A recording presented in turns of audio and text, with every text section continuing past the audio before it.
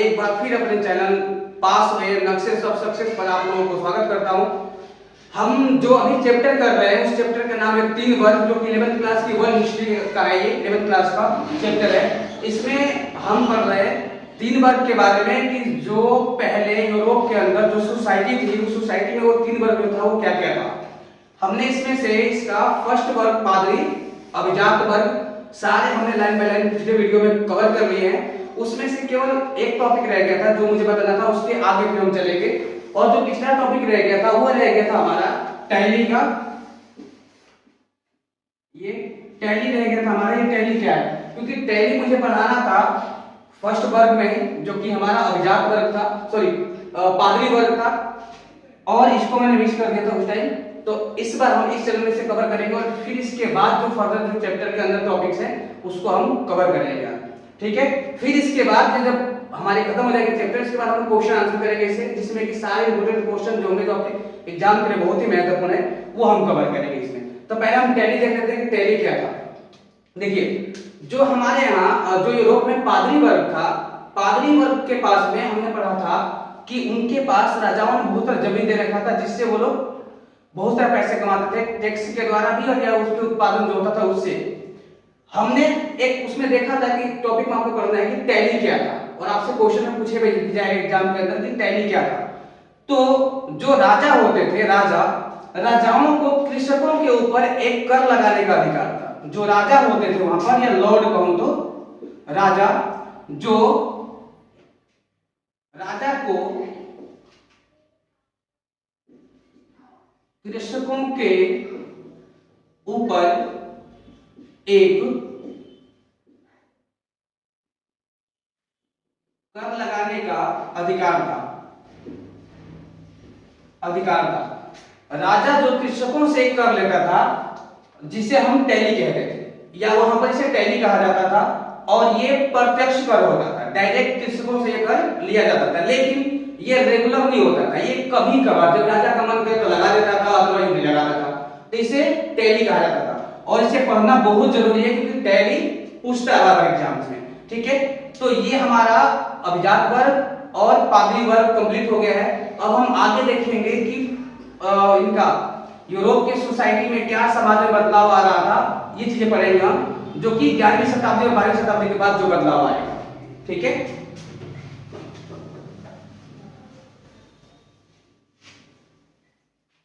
देखिए, हमें पढ़ना है समाज, और समाज के अंदर सामाजिक और आर्थिक संबंधों को प्रभावित करने वाले कारक पढ़ने हैं हमें। हम पढ़ेंगे इसके बाद कि सामाजिक और आर्थिक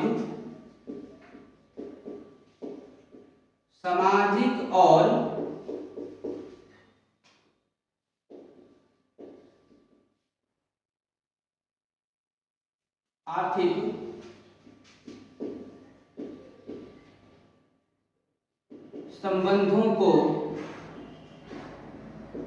प्रभावित करने वाले कारक या कारण, ठीक है। अब इसके बाद में जो यूरोप में क्या ऐसा बदलाव आ रहा था जिससे कि समाज पर आर्थिक रूप से क्या परिवर्तन होता है, इसके बारे में समझेंगे, और क्या ऐसा चीज था जो कि उसके लिए कारण बन रहा था, ठीक है। तो इसको क्योंकि हम पहले ही पढ़ चुके हैं कि पूरे यूरोप के अंदर पादरी वर्ग और अभिजात वर्ग ये दोनों ही बहुत ही प्रभावशाली थे, समाज में इनका प्रभाव था। लेकिन कुछ ऐसा बदलाव हो रहा है यूरोप के अंदर, और वो बदलाव कब होगा हम सब जानते हैं कि 5 से लेकर के 5 to 10, ठीक, यहां तक के सदी तक यहां पर पूरा कोल्ड एरा चल रहा था, पूरी एकदम जबरदस्त सर्दी थी, और पूरे यूरोप के जितने भी एरिया थे, मैक्सिमम एरिया के ऊपर जंगल झाड़ लगे हुए थे, पेड़ पौधे लगे हुए थे, क्योंकि कोल्ड एरा होने के कारण फसल उत्पादन करने के लिए उनके पास टाइम पर्याप्त नहीं मिल रहा था। इसलिए ये लोग सर्दियों में सर्दी के कारण फसल नहीं उत्पादन कर पा रहे थे, जंगलों से पूरा एरिया घिरा हुआ था। लेकिन अब यहाँ पर 5वीं से 10वीं शताब्दी तक के बाद जब 11वीं सेंचुरी चालू होगा, वहां पर मतलब कि 11वीं सदी चालू होगा, तो यहाँ पर एक बदलाव होगा, वो क्लाइमेट में मतलब कि मौसम में बदलाव होगा। वो बदलाव क्या होगा उसको हम बारी बारी से हम पढ़ेंगे। देखिए,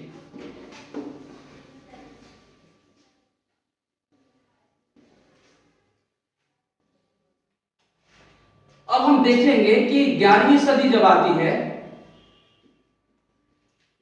11वीं जब सदी आएगी तो 11वीं सदी के बाद पूरे यूरोप के अंदर एक गर्माहट का दौर शुरू होगा।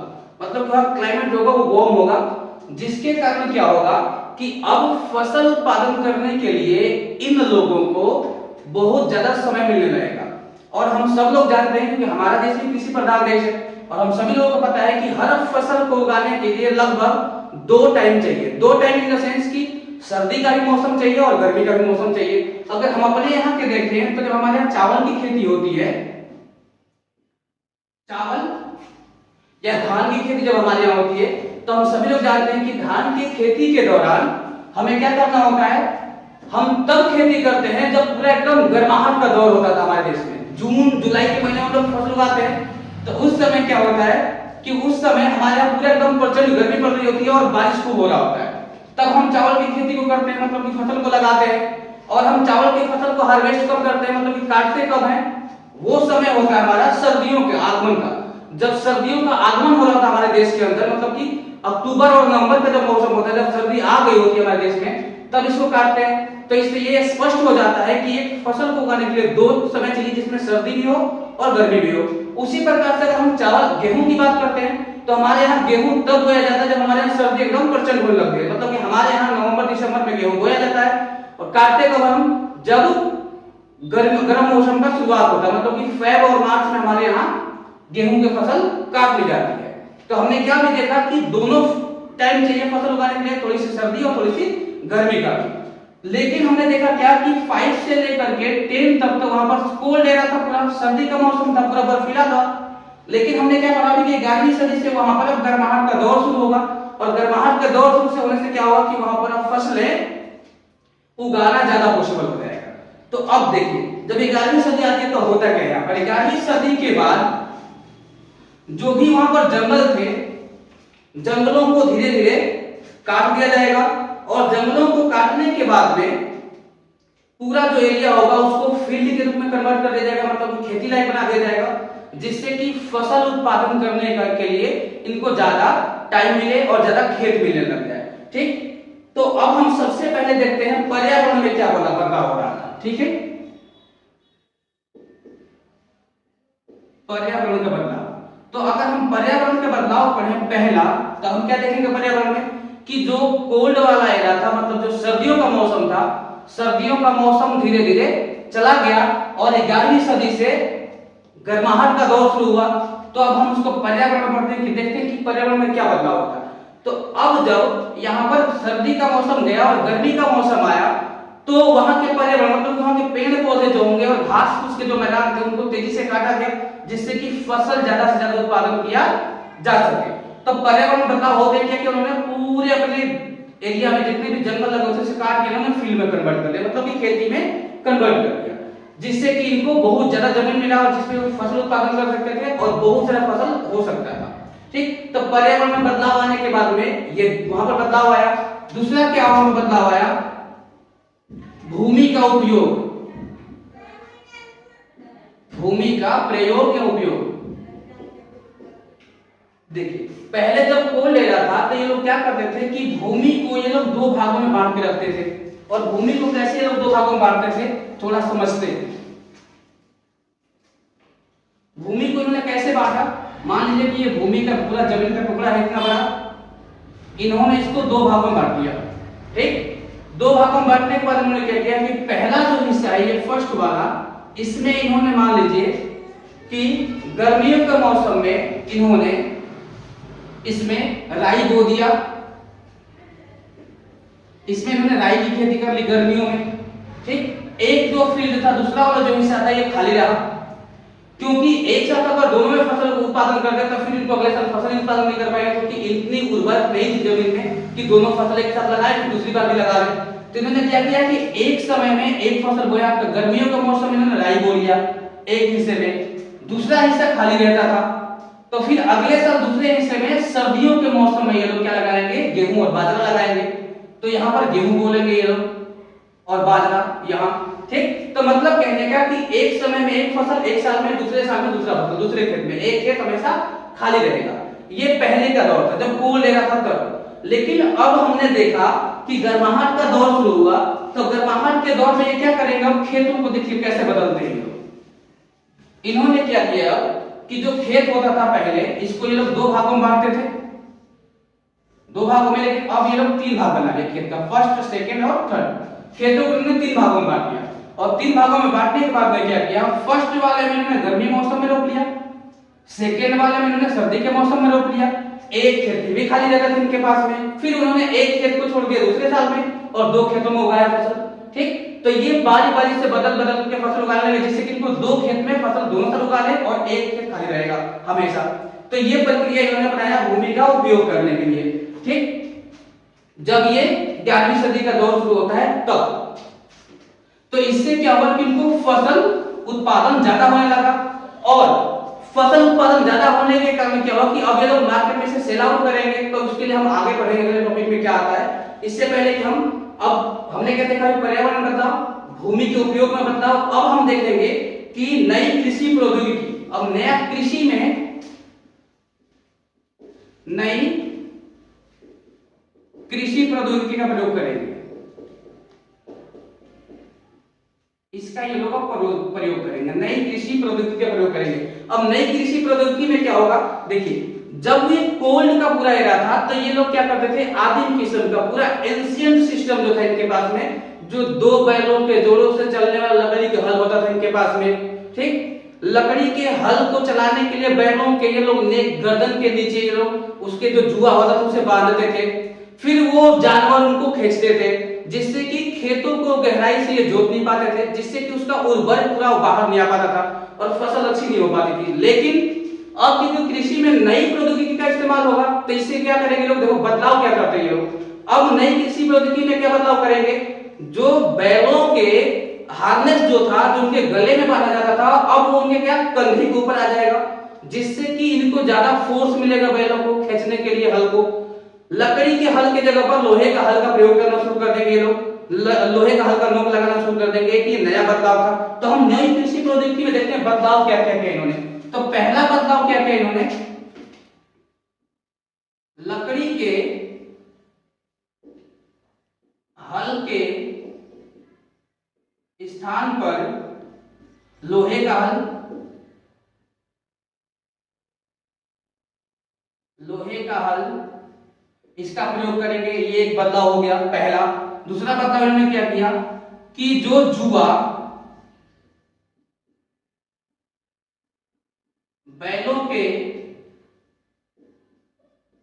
गले में बांधा जाता था, वो अब कहां आ जाएगा, जो ये जो जुआ था, जो जुआ बैलों के कंधे में, जो नेक में बांधा जाता था गर्दन के अंदर, उसे लोग क्या करेंगे कंधे पर बांधना शुरू करेंगे। तो 2 बदलाव हुआ। तीसरा बदलाव ये लोग क्या करेंगे अब कि लकड़ी के पटरे का प्रयोग करेंगे। लकड़ी के पटरे का प्रयोग, लकड़ी के पटरे का प्रयोग करने से क्या होगा, जो खेत की भूमि जोती गई थी, जो खेत जोता गया था, जिसकी मिट्टी बाहर आई थी, उसको आसानी से पलटने के लिए, बराबर करने के लिए, और जो फसल उन्होंने उसमें बोया उसको ढंग से मिट्टी में दबाने के लिए, ताकि जिससे कि वो पक्षी वगैरह उसको खा न जाए सारे। तो ये इन्होंने कृषि में नया प्रयोग किया और नया बदलाव लेकर के आए। इसके अलावा इन्होंने क्या बदलाव किया, पहले घोड़ों के खुर के अंदर, बैलों के खुर के अंदर हल, उनके सेफ्टी के लिए कुछ उनके पैरों में लगाया नहीं जाता था। अब नया बदलाव क्या हुआ कि उन्होंने घोड़ों के खुर के ऊपर लोहे का नाल लगाना शुरू कर दिया, जिससे कि उनकी खुर जो थी, घोड़े की पैर के नीचे वाला जो हिस्सा था वो मजबूत हो गया, जिससे कि घोड़ा तेजी से चल सकता था, उसके पैरों में चुभने का, लगाने का कोई डर नहीं होता था। एक ये नया बदलाव था। इसके अलावा इन्होंने क्या बदलाव किया, अगला बदलाव किया कि इन्होंने पानी से चलने वाले मिलों का प्रयोग और हवा से चलने वाले, विंड से चलने वाले मिल का भी प्रयोग इन्होंने करना शुरू कर दिया। तो ये कृषि में इन्होंने नया प्रौद्योगिकी बदलाव किया, जिससे कि फसल अब बेशुमार होगी, क्योंकि जमीन तो बहुत सारी थी इनके पास में। तो जमीनों को जोतने के लिए इन्होंने नया टेक्नोलॉजी लेकर के आए, नई नई टेक्नोलॉजी का प्रयोग करना शुरू किया और खेतों को उन्होंने काट दिया, जिससे फसल खूब उगेगी अब। ठीक, तो ये इनका नया बदलाव था, जो कि समाज को पूरा इफेक्ट कर रहा था, पूरा समाज को बदल के रख दिया। ये ठीक। तो ये सामाजिक बदलाव और आर्थिक बदलाव वहां देखने को मिला 11वीं सदी के बाद में पूरे यूरोप के अंदर, खासतौर से फ्रांस, इटली और इंग्लैंड में, ठीक। तो अब जब ये सारे के सारे कंडीशन फुलफिल हो गया तो इसके बाद में एक नया वर्ग उभर करके सामने आएगा, और वो नया वर्ग कौन सा होगा? फोर्थ वर्ग, चौथा वर्ग, चौथा वर्ग आएगा। क्योंकि किताब में 3 वर्ग कहीं जिक्र किया गया है, चौथा वर्ग का जिक्र नहीं है। लेकिन अगर हम चैप्टर जैसे आगे आगे पढ़ेंगे तो आगे जाने के बाद में एक वर्ग नया उभर करके आता है, चौथा वर्ग। और चौथा वर्ग उभरने के पीछे रीजन क्या था? हमने अभी पढ़ा पादरी वर्ग, अभिजात वर्ग और किसान वर्ग। किसानों के बाद में फिर पर्यावरण में हमने बदलाव देखा, कृषि प्रौद्योगिकी में बदलाव देखा, टेक्नोलॉजी बदली पूरी की पूरी, जिससे क्या हुआ कि एक नए वर्ग को भरने के लिए इन्होंने मजबूर कर दिया कि एक नया वर्ग आएगा। क्यों भाई? क्योंकि हमने देखा कि इस फील्ड के अंदर पहले 5 क्विंटल अनाज का उत्पादन होता था, और जब टेक्नोलॉजी में बदलाव हुआ तो इसी फील्ड के अंदर 15 क्विंटल उत्पादन होने लगा। तो भाई तो 5 क्विंटल लोग खा जाते थे सारे फसल, तो अब 15 क्विंटल उत्पादन होगा तो ये तो खा नहीं जाएंगे सारे के सारे, सिंपल सी बात है। तो जो 10 क्विंटल एक्स्ट्रा बचेगा तो क्या करेंगे? वो उसको क्या फेंकेंगे? तो मिल जाएगा? नहीं फेंकेंगे, जाहिर सी बात है। तो इस फसल को, बचे हुए फसल को ये लोग बेचने के लिए एक पार्टिकुलर कुछ जगह चाहिए जहां पर ये लोग बैठ करके फसल को बेच सके। तो इन्होंने क्या किया कि एक नए नए क्षेत्र ढूंढा जहां पर लोगों की भीड़ इकट्ठी होती थी, और वहां पर इन्होंने अपने फसलों को लेकर के बैठना शुरू कर दिया। फसलों को लेकर जब बैठना शुरू किया तो यहाँ पर धीरे धीरे मार्केट बनना शुरू हो गया। तो एक इस तरह से नया वर्ग उभर करके आया जो शहरों में रहता था, बाजार करेगा, दुकान लगाएगा। तो उन्हीं वर्गों को, यही लोग जो थे व्यापारी वर्ग जो उभर करके सामने आए, इनके ही बेटे आगे चल करके डॉक्टर, प्रोफेसर, वकील के रूप में कन्वर्ट हुए पढ़ करके, जो कि किसान के बच्चे थे। जो किसान पहले राजाओं की जमीनों पर काम करते थे, अब उनको एक नया मौका मिला अपने फसल को बेचने के लिए। तो एक नया वर्ग उभर करके सामने आया। पहले ये वर्ग राजा को श्रम दान देता था, कहता था कि भाई आपका हम जमीन जोत रहे हैं, आपके राज्य में रह रहे हैं, तो हमसे श्रम दान लो। श्रम मतलब कि लेबर के रूप में काम करते थे। अब इनके पास में ऑप्शन क्या है कि अपने फसल को बेचेंगे और बेच को कैश देंगे। अब इन्होंने क्या किया कि उनके जमीन पर ही दुकानें खोली, और जमीन के बदले में जो टैक्स देना था वो कैश के रूप में देने लगे। और अब ये गुलाम होना एक्सेप्ट नहीं करते, अब हम गुलाम नहीं रहेंगे क्योंकि हम तुम्हें कैश पैसा देंगे। और इस तरह से चौथा वर्ग पूरे यूरोप के अंदर उभर करके आया। और वो चौथा वर्ग कौन सा होगा? डॉक्टरों का समूह, वकीलों का समूह, व्यापारियों का समूह, जिसको हम चौथा वर्ग कहेंगे, ठीक। तो इस तरह से चौथा वर्ग उभर करके पूरे यूरोप के अंदर आया, जो कि आगे चल करके बहुत बड़ा क्रांति करवाएगा, जिससे कि यूरोप के लोग निकलेंगे बाहर, और यही वो वर्ग है जो निकल करके दूसरे देशों को गुलाम बनाएगा आगे चल करके अपने फसलों को बेचने के लिए और रॉ मटेरियल के लिए, ठीक है। तो ये था चौथा वर्ग। अब चौथा वर्ग उभरा, खेती में उत्पादन ज्यादा हुआ, तो देखो हुआ क्या वहां पर, यहाँ पर बदलाव क्या आया? अचानक जनसंख्या बढ़ गई, वहां पर जनसंख्या अचानक बढ़ी तेजी से। वहां पर जनसंख्या बढ़ने के अलावा यहाँ पर क्या हुआ? जनसंख्या के अलावा व्यापार तेजी से बढ़ा, व्यापार तेजी से बढ़ने लग गया। जनसंख्या बढ़ा, व्यापार बढ़ी, नगरों का तेजी से विस्तार हुआ। जो पहले नगर शहर नहीं होता था, अब नगर बने, नगरों का विस्तार हुआ। ये एक नया बदलाव हो रहा कि जनसंख्या बढ़ी तेजी से। क्यों बढ़ी जनसंख्या भाई? फसल ज्यादा उत्पादन हुआ, लोगों को खाने के ज्यादा मिलने लग गया, जिससे क्या हुआ कि जिनका लाइफ पहले 40 साल जिंदा रहते थे लोग, और खाना ना मिलने के कारण 40 साल बाद मर जाते थे, खाना परिपूर्ण मिला, पेट भरने लगा लोगों का, जिससे कि एक तो बच्चों का जन्म भी ज्यादा होने लग गया। जब संपूर्ण हो गए लोग, उनके पास में पैसा होने लग गया, तो जिससे जनसंख्या बढ़ी। जो लोग 40 में मरते थे वो 50 में मरने लग गए, 10 साल उनका जीवन और बढ़ गया, जिससे तेजी से जनसंख्या बढ़ने लगी। व्यापार होने के पीछे रीजन हमने अभी देखा कि व्यापार क्यों होने लग गया। जाहिर सी बात है, जब व्यापार होगा तो नगर भी डेवलप होंगे, तीन तरह से नगरों का भी विकास हो गया यहाँ पर। तो ये 3 चीजें एक साथ वहां पर बढ़ने लगी पूरे यूरोप के अंदर। अब देखते हैं कि जनसंख्या कैसे बढ़ रही थी वहां पर, यूरोप के अंदर कितना जल्दी जनसंख्या में बदलाव आया। हम देखते हैं कि यहाँ पर 400, अगर हम जनसंख्या में देखें तो 1000 का जो साल था वहां पर, जब ये 1000 का साल था तो पूरे यूरोप की जनसंख्या 420 लाख थी, ठीक, इतनी थी। 1000 ईस्वी में 420 लाख जनसंख्या थी पूरे यूरोप के अंदर। और इसके बाद जैसे ही 12वीं सदी आती है, 1200 की बात करें तो 600 समथिंग यहाँ पर जनसंख्या, करीबन 620 हो गई जनसंख्या, ठीक, लाख। देखिए कितना तेजी से बदलाव हो रहा है। 1000 में 420, 1200, 200 सालों के अंदर अंदर ही 620 लाख जनसंख्या वहां पर हो गई बर्गर की, और 1300 में आते आते 730 लाख जनसंख्या हो गई, और 1300 जब आता है तो 730 लाख जनसंख्या यहाँ पर हो जाती है। इतनी तेजी से जनसंख्या बढ़ी पूरे यूरोप के अंदर। क्यों बढ़ी जनसंख्या? क्योंकि ये लोग समृद्ध होने लगे, इसलिए जनसंख्या तेजी से बढ़ने लग गई। अब देखते हैं हम आगे कि आगे क्या बदलाव होता है। देखिए, एक अगर हम जीवन की तुलना करें कि लोग कैसे ज्यादा जिंदा रहने लगे, तो 8वीं सदी की अगर हम बात करें, 8वीं में और 10वीं, 8वीं सदी के जो लोग थे, 8वीं सदी वाले लोग जो थे, मान लेते हैं अगर 8वीं सदी के लोग जो थे ये 40 जिंदा रहते थे, 40 इनकी एज पर इनकी डेथ होती थी, तो 10 जो 8वीं वाले 10वीं शताब्दी आ गए थे, ये 50 जिंदा रहने लग गए। मतलब कुल मिलाकर कहें तो कि 200 साल के अंदर अंदर हर एक लोगों का एवरेज एज 10 ईयर बढ़ गया, 10 साल तक ये लोग जिंदा रहने लगे। और इसके पीछे रीजन क्या था? इसके पीछे रीजन था अच्छा खाना मिलना, ठीक, रहन सहन अच्छा हो जाना, इसलिए लोगों के जीवन ज्यादा बढ़ने लग गया।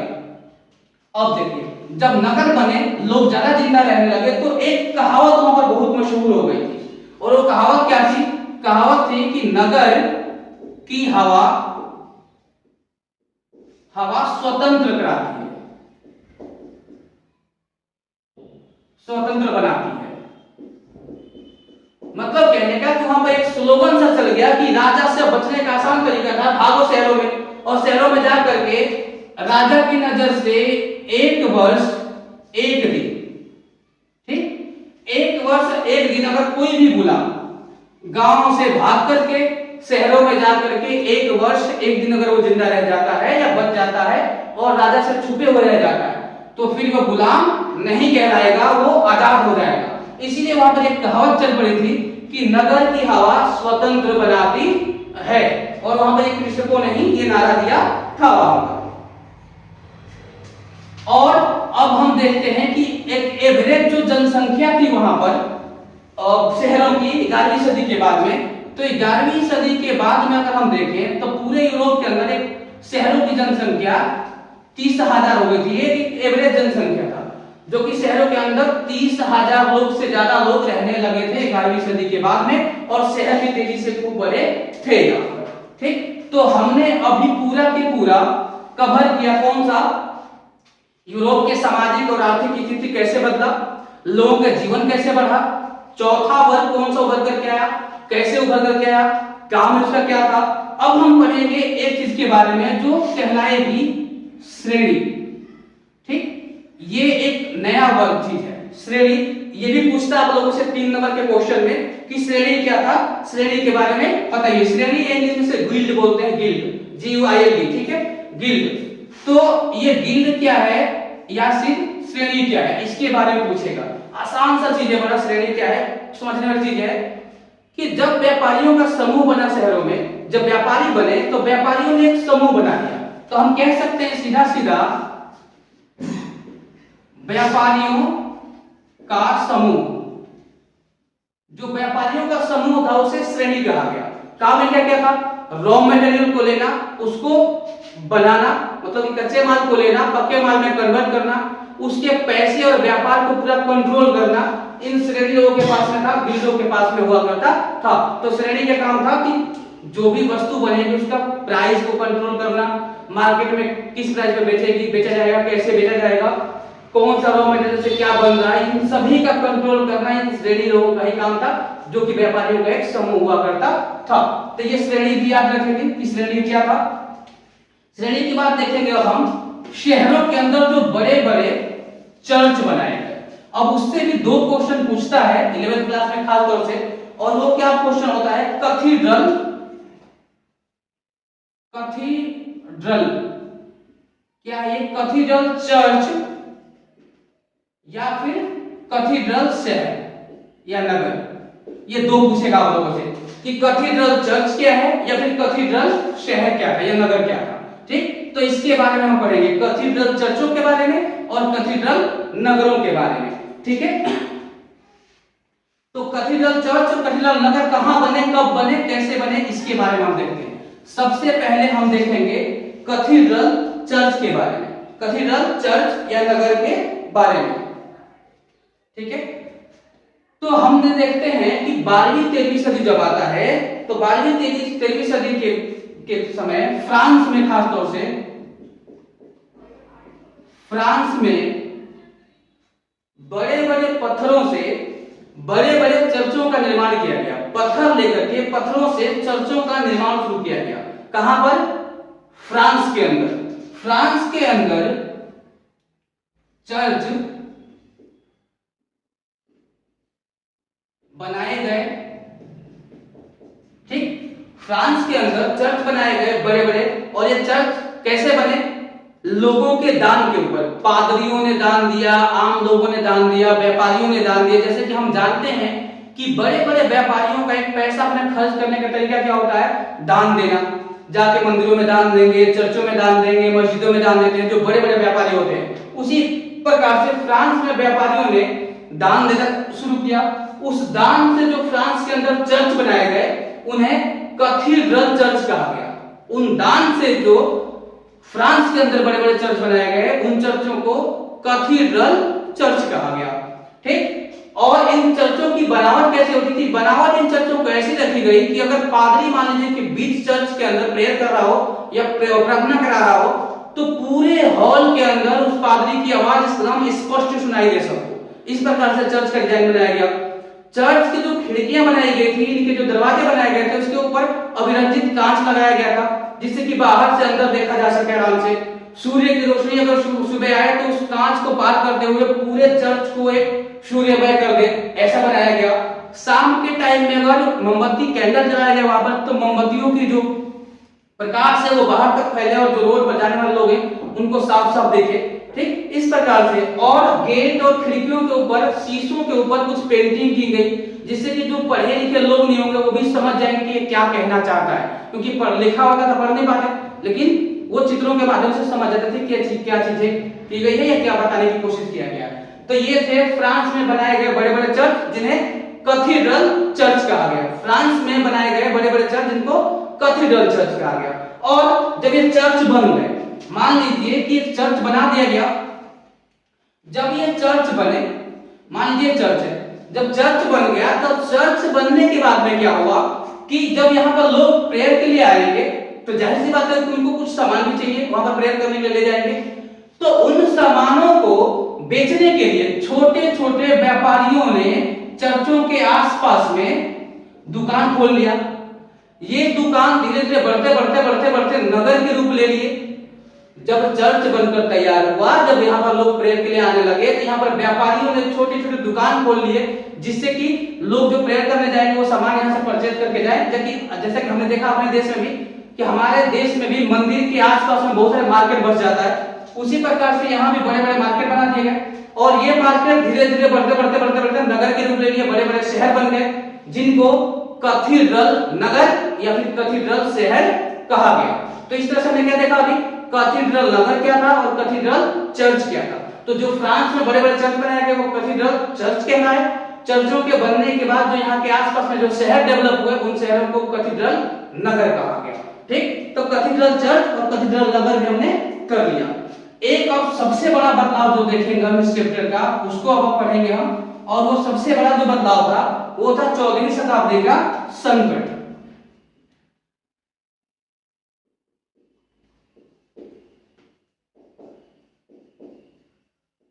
देखिए अब इतना सारा बदलाव तो यहाँ पर हो गया, हमने देखा।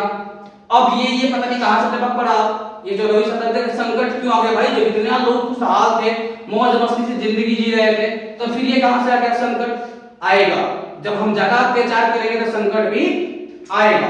अब देखते हैं कि 14वीं शताब्दी में पूरे यूरोप में ये हो क्या रहा था, क्यों हम इसको संकट का नाम देते हैं, क्या बदलाव हो रहा था। देखिए सबसे बड़ा जो बदलाव हुआ 14वीं सदी में वो बदलाव था कि जो आपको 11वीं 12वीं और 13वीं ये तीनों सदी में जो वहां पर गर्माहट का दौर था, वार्म का जो दौर था, ये 300 सालों बाद भैया खत्म हो गया और दोबारा से 14वीं शताब्दी में कोल्ड का दौर शुरू हुआ। 300 साल बाद दोबारा से क्या हुआ? कोल्ड का दौर शुरू हुआ 14वीं सदी में। अब 14वीं सदी में जब कोल्ड का दौर शुरू हुआ तो जो भैया पहले जंगलों को काट काट के खेत बना दिया गया था, उस खेतों में तो उत्पादन अब होगा नहीं, उत्पादन नहीं होगा तो जानवरों के लिए फसल नहीं मिलेगा, फसल के जो डंठल नहीं मिलेंगे खाने के लिए, जंगल तो ऑलरेडी अपने काट के खत्म कर दिया है, तो जंगलों में उनको चरने के लिए भी खेत नहीं मिलेंगे, जगह नहीं मिलेंगे, घास नहीं मिलेगा, तो जानवर जाएंगे कहां? अब जब उत्पादन बंद हो गया तो लोगों को ही खाना नहीं मिल रहा था, जानवरों को कहां से खाना मिलेगा? अब जानवरों को खाना ना मिलने के कारण क्या हो गया, जानवर मरने लग गए सारे, जानवर मरने लगे तो जानवर मरेंगे तो लोग कौन सा जिंदा रहेंगे, लोग भी मरने लगे। हालात ये क्रिएट हो गया कि कहीं कहीं 20% तो कहीं कहीं 30% लोग और जानवर यूरोप के शहरों से खत्म हो गए, मतलब कि मर गए। क्यों? क्योंकि खाना इनको नहीं मिल रहा था, भूखमरी इतनी छा गई थी, क्योंकि जब आपके पास में फसल अच्छा होने लगा तो जनसंख्या खूब बढ़ाया आपने, खूब जनसंख्या बढ़ी, अचानक खाना मिलना बंद हो गया, संकट आ गया, तो फिर क्या होगा, भूखमरी फैल गई पूरी जगह, जानवर भी मरे और लोग भी मरे। बताया क्या कहीं कहीं तो 20 से 30% लोग ही साफ हो गए, पूरा मर गए, इसमें जानवर और लोग सब शामिल थे। ठीक, तो ये 14वीं शताब्दी का संकट का पहला हुआ कि भूखमरी के बहुत से लोग यहाँ पर मरने लगे। इसके बाद एक अभी तो ये तो छोटा सा दौर था, अभी इसका एक बड़ा सबसे संकट तो भी आना बाकी था, ये तो हुआ ही हुआ। अब इसके बाद क्या होता है देखिए 14वीं सदी में। अब 14वीं सदी में फिर एक चीज क्या हुआ कि जब इन लोगों ने व्यापार को काफी बढ़ा दिया था दूसरे दूसरे देशों से, तो व्यापार बढ़ने के कारण क्या होता था कि पूरे यूरोप में, मतलब खासतौर से फ्रांस में, इंग्लैंड में, इटली में, इनके सी पोर्ट के ऊपर, बंदरगाहों के ऊपर दूर दूर से जहाजें आती थी पानी वाली। जब पानी वाली जहाजें हैं तो दूसरे देशों में जो प्लेग की बीमारी फैली हुई थी, कौन सी बीमारी? प्लेग, ब्यूबोनिक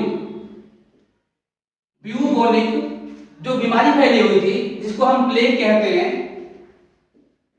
ब्यूबोनिक प्लेग, ये पूरा फैला हुआ था बाकी यूरोप के देशों में। जब ये जहाजें आने शुरू हो गई फ्रांस और इंग्लैंड के तटों पर, तो इनके साथ में चूहे आए जहाजों में छुप करके, और चूहे जहाजों के थ्रू ही इनके तटों पर उतर करके इनके देशों में घुस गए। उन चूहों में ब्यूबोनिक प्लेग का बीमारी लगा हुआ था, यहाँ के लोगों में बीमारी लग गई। बीमारी लगने के बाद में हालात ये क्रिएट हुआ कि शहरों में तो कम भयंकर लोग मृत्यु के शिकार होने लग गए, क्योंकि शहरों में हम बहुत डेंसिटी में पॉपुलेशन होती है, लोग पास-पास में घर बना के रहते हैं, जिससे कि पूरे शहर में बीमारी फैलने के बाद लोग भयंकर रूप से मरने लग गए। खास तौर से मठों के अंदर, मठों और चर्चों के अंदर तो हालात ऐसा हुआ कि एक व्यक्ति को मठ में बीमारी लगी, पूरी मठ के जितने भी जनसंख्या थी सबके सब साफ मर जाते थे। चर्च के अंदर जो रहने वाले लोग थे, एक को लगी सबके सब साफ, क्योंकि ये बीमारी छूत से फैलने वाली थी, टच से आने वाली थी, और ये बीमारी ब्यूबोनिक की बीमारी पूरे यूरोप की जनसंख्या को तहस नहस कर दिया, पूरा बर्बाद करके रख दिया। तो क्या देखा हमने 14वीं शताब्दी के संकट क्या रहा? दो तरह से, एक तो फसलों के उत्पादन बंद हुआ, कोल्ड आने के बाद बाढ़, ठीक है, समुद्री तूफान आने लगे थे, जिससे कि पूरे जो खेत बचे थे वो भी खत्म हो गए, उत्पादन खत्म हो गया, जनसंख्या की भार नहीं झेल पाया उत्पादन, तो बीमारियां वहां फैलने लगी, क्योंकि लोग बहुत सारे मरने लग गए, भूखमरी के शिकार होने लग गए। देन बचा खुचा जो रह गया था कसर, वो प्लेग की बीमारी ने खत्म कर दिया।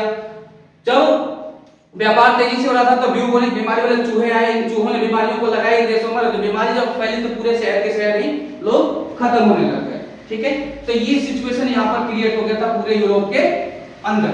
तो ये 14वीं शताब्दी का संकट पूछेगा तो आपको 14वीं शताब्दी के संकट में इन दोनों चीजों को डिफाइन करके बताना होगा। ठीक है, तो ये हो गए हमारे 14वीं शताब्दी के संकट भी हो गया। अब इसमें से कुछ छोटी-छोटी चीजें बची हुई है, वो बताता हूं मैं फटाफट क्या रह गया इसको करने के लिए। ये रह गया सामाजिक असंतोष, एक रह गया टॉपिक इसका सामाजिक असंतोष का। ठीक, ये अब यहां पर सामाजिक असंतोष क्या हुआ? अभी हमने देखा कि जब 14वीं सेंचुरी का दौर शुरू होता है 14वीं सदी का, तो यहां पर उत्पादन बंद हो गया। अब उत्पादन बंद हो गया और बाजार भी बंद होने लग गए धीरे-धीरे, तो अब जो राजा थे, लॉर्ड थे, उनके उत्पादन भी कम होने लग गया। फसल नहीं उत्पादन होगा, टैक्स नहीं मिलेगा तो उनके खजाने नहीं भरेंगे, तो खजाने नहीं भरेंगे तो उनके लिए काम कौन करेगा? अब पैसे ही नहीं रहेगा उनके पास में। बहुत सारे लोग मारे गए, मारे जाने के बाद में क्या हुआ कि यहाँ पर सामाजिक असंतोष फैला, काम करने वाला कोई था नहीं। राजाओं ने जो पुरानी व्यवस्थाएं थी, जो कि राजाओं के घरों में लेबर के रूप में कृषक काम करते थे जाकर के, वो दोबारा से व्यवस्थाएं उन्होंने शुरू किया लागू करना, जिससे कि पढ़ा लिखा वर्ग जो चौथा वर्ग था सीधा इनकार कर दिया कि हम तुम्हारे यहाँ दोबारा से लेबर के रूप में काम और गुलाम के रूप में काम नहीं करेंगे। तो ये था सामाजिक असंतोष। सामाजिक असंतोष फैलने का रीजन क्या रहा कि राजाओं ने पुरानी व्यवस्थाओं को, सामंतवादी व्यवस्था को लागू करने की कोशिश किया, जिसके कारण पूरे समाज में असंतोष फैला। और समाज में असंतोष इतना फैला कि फ्लैंडर के अंदर और फ्रांस के अंदर कृषकों ने लड़ाई कर दिया। फ्रांस और फ्लैंडर के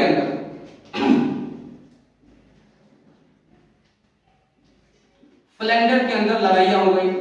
फ्रांस के अंदर जो लड़ाई हुई वो हुई लड़ाई 1358 में। फ्रांस में 1358 में लड़ाई कर लिया चौथा वर्ग ने, ठीक है, और कृषक वर्ग ने मिलकर के सामाजिक असंतोष के कारण। और फिर फ्लैंडर में कृषकों ने लड़ाई कर लिया 1323 में, ठीक। तो ये थी दो फ्लैंडर और फ्रांस की लड़ाइयां, यह असंतोष के कारण पैदा हुई थी। तो इस तरह से पूरा के पूरा हमने चैप्टर 6 हिस्ट्री का 3 वर्ग क्लास 11th का हमने पूरा का पूरा कवर कर लिया है। इसके पॉइंट्स टू पॉइंट्स हमने कर लिया है। अगली जो हमारी वीडियो आएगी इसके सारे 1 नंबर वाले क्वेश्चंस, ऑप्शनल इसके 1 नंबर वाले क्वेश्चंस सारे इसके हम फिलअप और इसके क्वेश्चन आंसर जो 3 नंबर वाले हैं और 8 नंबर हम सब कवर करेंगे और उसमें आपको हम क्वेश्चन आंसर प्रोवाइड भी कर देंगे। आप आराम से पॉज कर करके लिख सकते हैं, ठीक। तो तब तक हमारे ये वीडियो को देखें और अपने दोस्तों में शेयर करें जो कि एग्जाम में भी शामिल होने वाले हैं, ठीक। तब तक के लिए धन्यवाद।